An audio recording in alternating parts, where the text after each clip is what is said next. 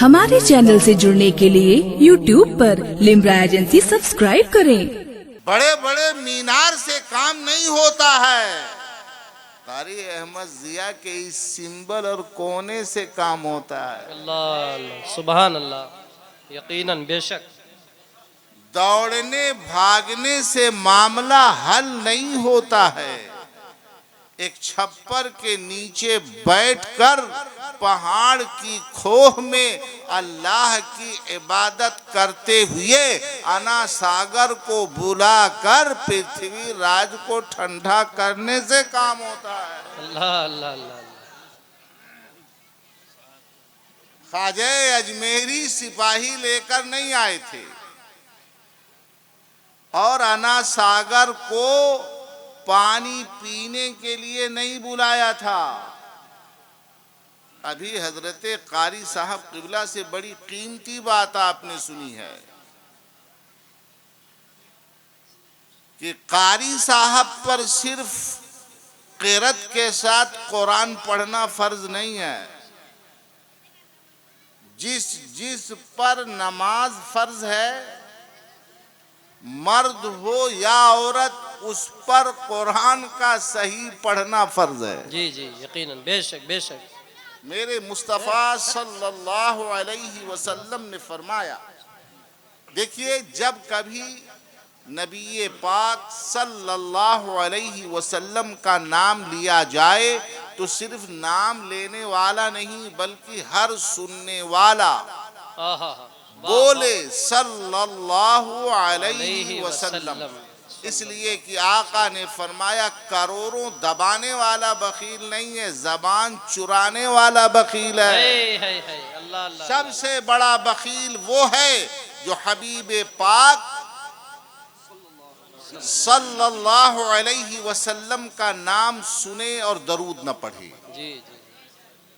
مرد ہو یا عورت، عورتیں دھیمی آواز میں، مرد بلند آواز بولو بولو صلی اللہ علیہ وسلم، اور یاد رہے کہ ثواب جبھی ملے گا جب آپ صلی اللہ علیہ وسلم پڑھیں گے۔ اگر آپ نے کہا صلی اللہ علیہ وسلم صلی اللہ علیہ وسلم صلی اللہ علیہ وسلم تو کچھ نہیں ملے گا۔ جی جی یقیناً جو آپ عادت بنا لیے ہیں مرد و عورت دونوں سنیں السلام علیکم، اس کا کوئی ثواب نہیں ہے۔ جی جی حضرت عام طور سے جی جی وائسام نہ جواب دینا فرض واجب، نہ اس کا سننا واجب، نہ اللہ سنے نہ فرشتے، کوئی نہیں سنتا، قبول نہیں کرتا۔ السلام علیکم اسٹائل بنائے ہوئے، جی نہیں، حروف کی ادائیگی اگر آپ نے نہیں کی تو سلام ہی نہیں ہوا۔ السلام علیکم ورحمت اللہ۔ کچھ لوگ ہیں جو بہت سارا اضافہ کرتے ہیں، السلام علیکم ورحمت اللہ تعالی وبرکاتہ ومغفرتہ، یہ سب بدعت ہے، درست نہیں۔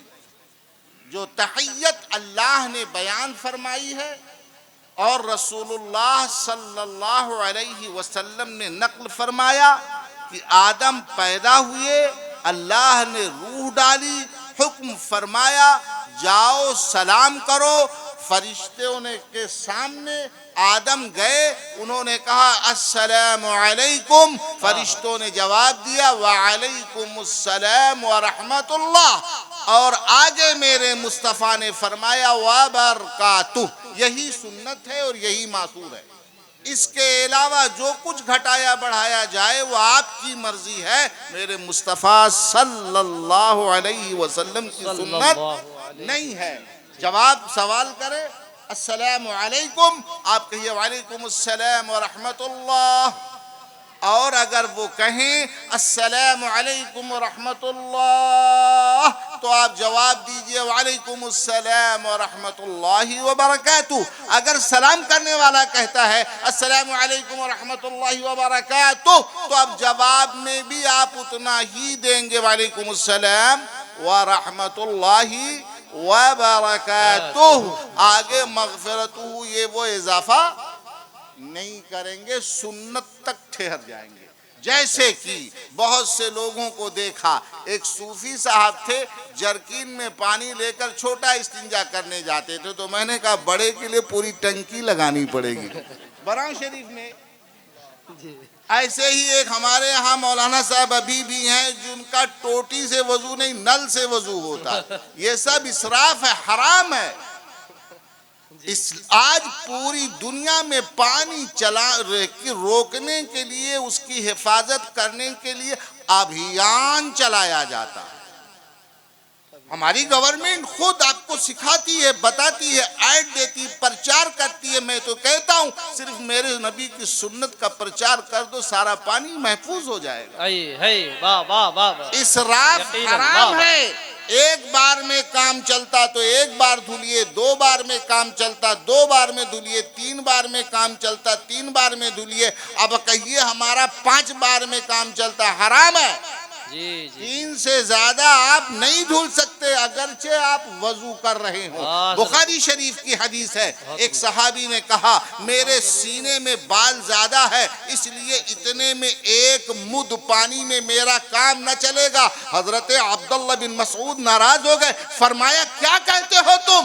کیا رسول اللہ صلی اللہ علیہ وسلم سے زیادہ تمہارے سینے میں بال ہے؟ اللہ میرے مصطفیٰ صلی اللہ علیہ وسلم 1 مد میں نہا لیتے تھے۔ عورتیں بیٹھی ہیں، پانی کھول دیتی ہیں، واشنگ مشین چل رہی ہے، بیسن چل رہا ہے، یہ چل رہا ہے، وہ سب حرام ہے۔ میرے مفتی اعظم کلکتہ کے سب سے امیر مرید کے یہاں تشریف لے گئے، ٹوٹی ٹوٹی ہوئی تھی، پانی گر رہا تھا اور وہ مرید خوش تھا۔ مفتی اعظم آئے ہوئے ہیں، یہ حلوہ، وہ فرنی، وہ مٹھائی، وہ جلوہ، وہ رنگ، وہ ڈھنگ دوڑ دوڑ کر لا رہا تھا، اور مفتی اعظم فرماتے تھے ٹوٹی بند کر دو، اسراف حرام ہے، پانی گر رہا ہے۔ 1 بار کہا، 2 بار کہا، 3 بار کہا۔ آپ غور کیجئے، ضیافت میں، چاہت میں، الفت میں، محبت میں ڈوبا ہوا مرید ہے اور وہ کھانا پانی دانا لا رہا ہے، سوچتا ہے صرف پانی گر رہا ہے، میرے حضور کی خدمت میں کمی نہ ہو جائے۔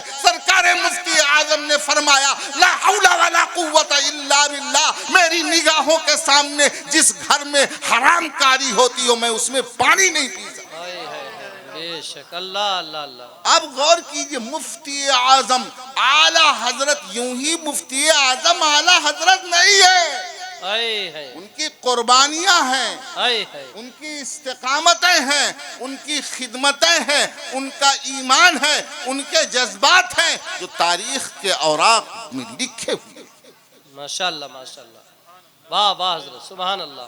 آج آپ مجود اعظم ہند کو یاد کر رہے ہیں۔ کچھ لوگ ہنس رہے تھے اور میں خوش ہو رہا تھا جب سید صاحب کلام پڑھ رہے تھے۔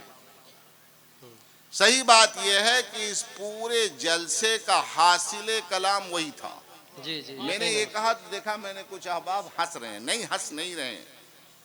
حضرت قاری احمد ضیاء صاحب قبلہ علیہ الرحمہ کی عمر جب 16 سال کی تھی، کتنے سال کی؟ اسی وقت وہ مجود تھے،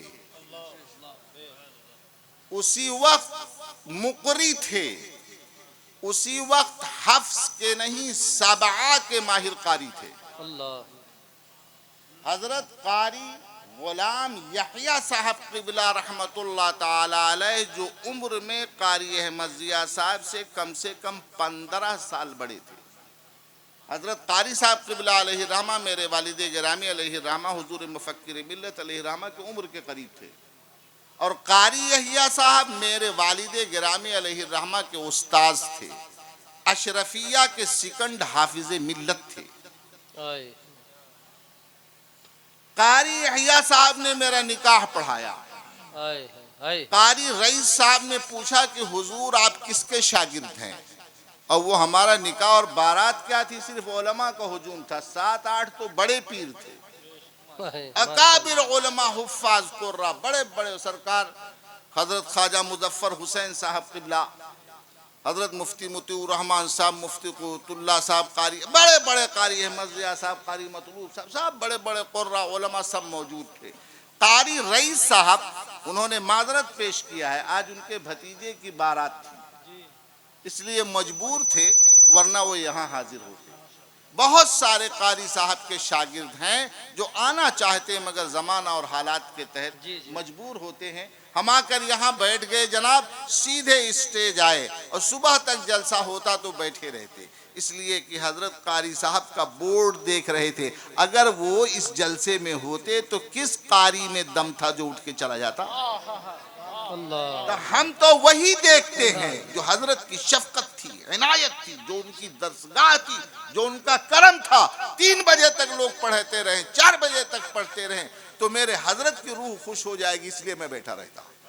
جس شاگرد میں اس کے استاذ کا فیض نہیں، وہ محدث اور مقری ہو جائے، اس کے علم میں فیض نہیں ہو سکتا۔ جو مؤدب نہیں، اس کا علم کامیاب نہیں۔ جو اپنے استاذ کا وفادار نہیں، اس کے علم میں فیض نہیں، چاہے اتنی بڑی مسند لے لے۔ تو قاری رئیس صاحب نے جو فصیح اللسان، طلیق البیان، بہترین صحافی قاری یحییٰ صاحب سے پوچھا، حضور آپ کس کے شاگرد ہیں؟ آپ غور سے سنیے گا۔ قاری یحییٰ صاحب مبارک پور اشرفیہ، سیکنڈ حافظ ملت، ان سے پوچھا قاری رئیس صاحب قبلہ نے، حضور آپ کس کے شاگرد؟ بہت شاندار قاری تھے، 70 سال کی عمر میں وہ پڑھتے تھے تو جوان پھیل نظر آتے تھے، اتنی شاندار آواز تھی۔ تو فرمایا کہ میں نے حضرت قاری محب الدین صاحب قبلہ علیہ الرحمہ سے کچھ پڑھا ہے، باقی سب حضرت قاری احمد ضیاء صاحب سے پڑھا ہے۔ تو پوچھا کیا عمر رہی ہوگی حضرت کی؟ آپ تو کافی بڑے ہیں۔ تو فرمایا نہیں، حضرت کا بچپنا تھا، 16-17 سال کی عمر تھی، مگر سبعہ پورا قرآن پڑھاتے تھے۔ اللہ اللہ اللہ، سبحان اللہ۔ تو جو کہا شاعر نے کہ قاری احمد ضیاء نے اپنے اجداد کی جانشینی کا حق ادا کر دیا، یقین مانے آج پورے بھارت میں سنی ہو یا کسی اور مسلک کا قاری ہو، اگر اچھا پڑھتا ہے تو کہیں نہ کہیں سے قاری احمد ضیاء کی شاگردگی کا رشتہ اس تک۔ نعرہ تکبیر، نعرہ رسالت، فیضان حضور مجود اعظم، عرس ضیائی، عرس ضیائی، مسلک اعلی حضرت